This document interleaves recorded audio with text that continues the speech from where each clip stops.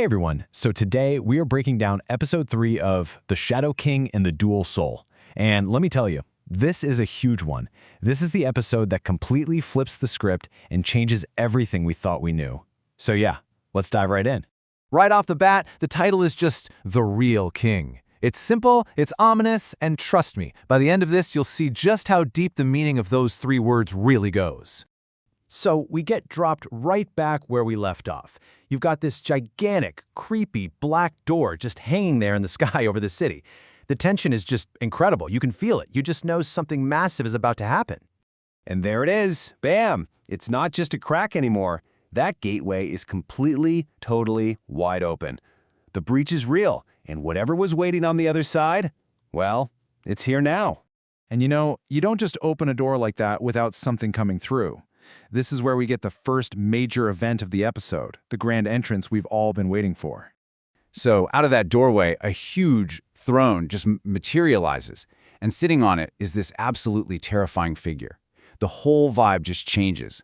The air gets heavy, it feels like time itself just grinds to a halt.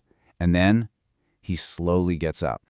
And right away, we get this really unsettling detail. His eyes, they look exactly like Aryan's, that same jet black, but you can tell there's something ancient and way more dangerous looking back at you.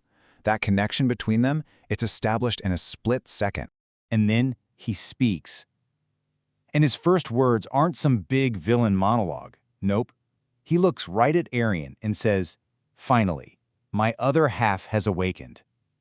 I mean, what does that even mean? Other half?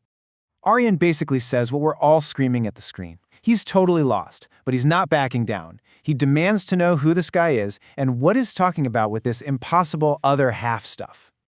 But Aerion doesn't get a straight answer. Instead, he gets a secret, a really terrible one. And this next moment, well, this is the revelation that redefines Aerion's entire existence. But he doesn't answer. He just laughs. And it's not a funny laugh. It's that super confident, chilling sound that tells you he's about to drop a truth bomb that will absolutely shatter your world. And then he says it, just 2 words. I am you.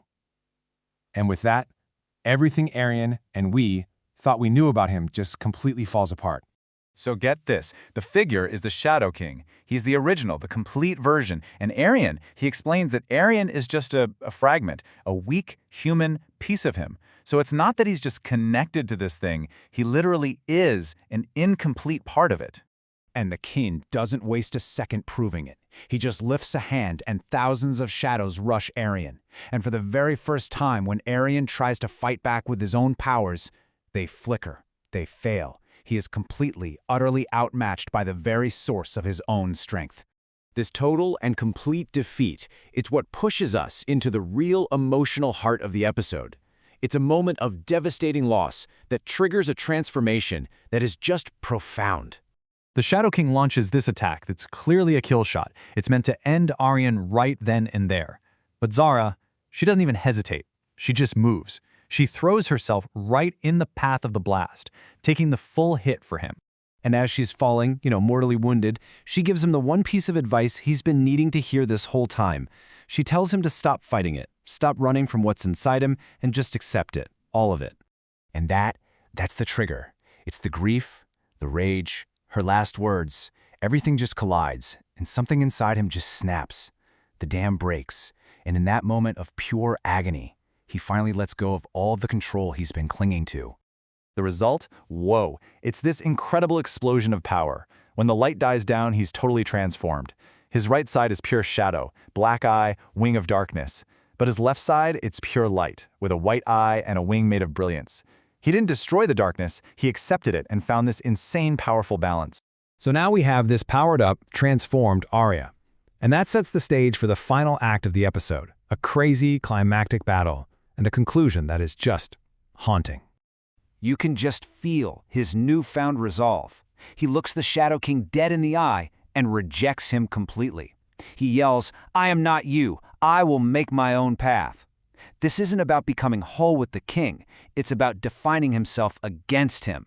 And the fight that breaks out is just insane. It's on a whole other level. You have these 2 halves of the same being just clashing with so much power it literally shakes the planet. The sky, the earth, everything is just trembling. But just when you think Aryan might actually win this thing, the Shadow King starts to fade away, with a smile on his face, and he leaves him with this absolutely terrifying parting shot. He says Aryan can't win, not because he's weak, but because the king himself was never the real enemy. The real war is inside Aryan. And the final scene proves it. The external threat is gone, but Aryan looks down at his own hand, and he sees the shadow creeping back, swallowing the light. And he hears that voice in his head again, whispering, "We are not finished yet." The victory feels completely empty. The enemy is inside him. And that's where they leave us, with this terrifying thought. Aryan unlocked this incredible power by accepting his darkness, but in doing so, he might have just opened the door for it to take over completely. The battle might be over, but the real war, the one inside himself, that might have only just begun.